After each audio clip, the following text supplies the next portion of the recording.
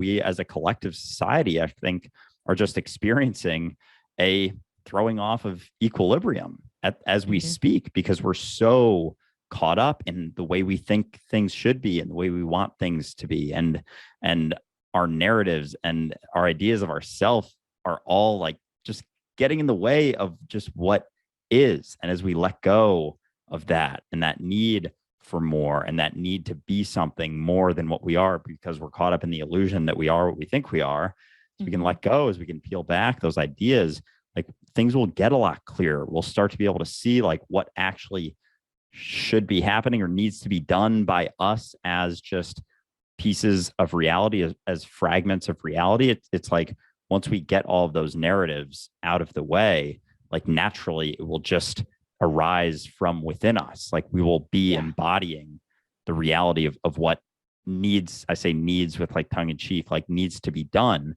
for things to start, balancing back out. Right. And being able, I think, to find that space within yourself and like really separating yourself. That's why I'm such an advocate for yoga and meditation, which I'm sure people are like rolling their eyes. But I have, as much as I'm an advocate for prayer, I think that meditation is not the same thing as prayer.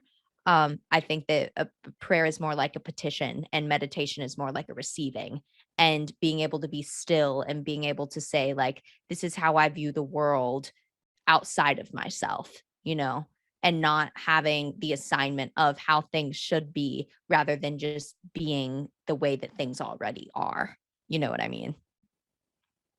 I do. That's actually, it's a good way of putting it. And myself, I've gradually moved farther and farther away from prayer over my life, or rather, I guess the idea of prayer has changed. Growing up, prayer was always to God.